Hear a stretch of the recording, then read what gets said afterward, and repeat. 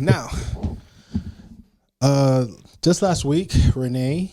It was mostly recently. Last week, Rennee was one of the few people to actually interview Paige after her post contract experiment with WWE. I don't think she's retired. She just doesn't have a contract or making money out of WWE anymore. So it was a really interesting conversation.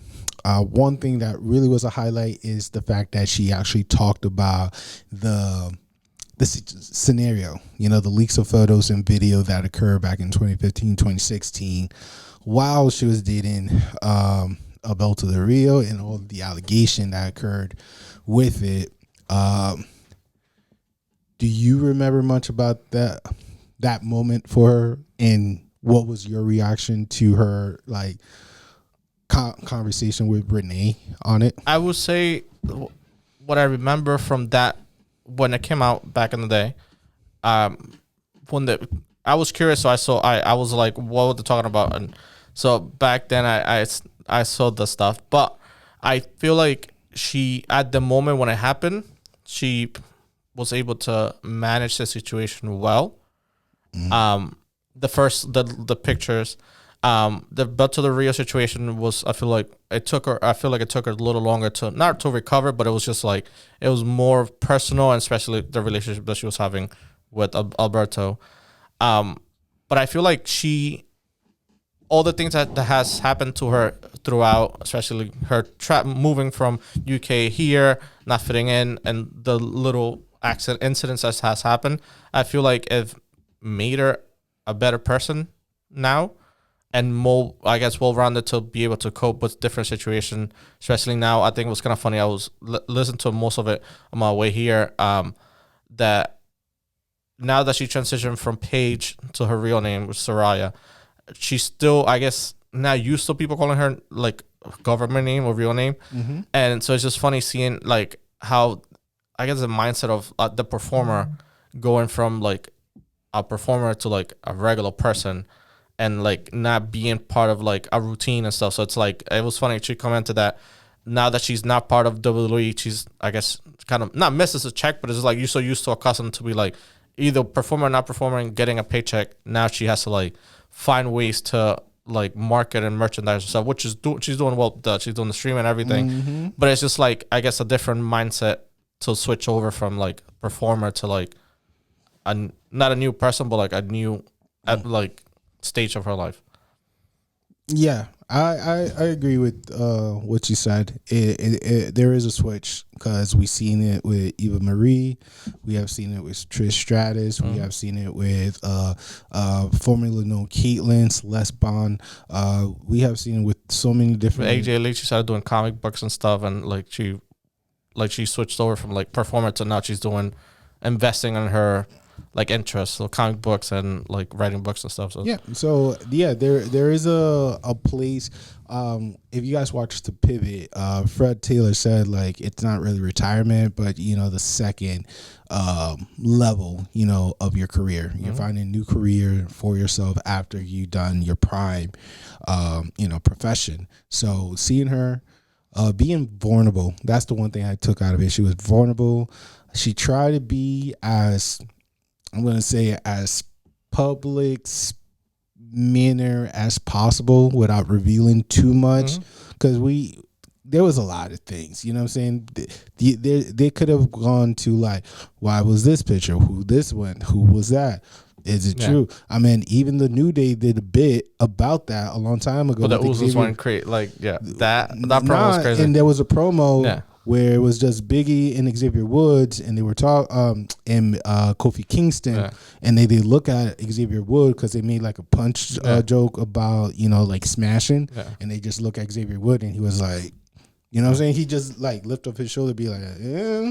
So, most of them they took as a joke. Others, are still, reminding her about her past, which is kind of like shitty. Yeah. Like, if you're that type of person and you have the time of day to be able to like remind a person of their mistake, then you really have no life whatsoever. And what benefit or what type of financial support do you have in doing that to a human being? You know, we all bleed red at the end of the day. Why try to make someone's life more miserable? And this is the part that kind of like I was a little bit tight about, is like, it's not only her, it's her current boyfriend, her parents, her brother, sending them the videos of like, look what she used to do. And look what happened. And it's like, she said it straight up, like, you know, her biggest worry was her father and her brother, because her brother is like a second dad. Yeah.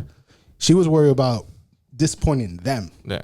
And they said like, hey, you did whatever happened. The dad made a joke saying like, yo, that's how the Kardashian made money. Yo, having a dad like that, who's trying to bring humor throughout your toughest situation, that's freaking amazing. Yeah. And yet people are trying to be so shitty and trying to bring that down. Like, yo, if you're one of those people, you suck. Big one. Big time. And it's sad to see that. But I'm just glad she was able to talk about it, be open about it.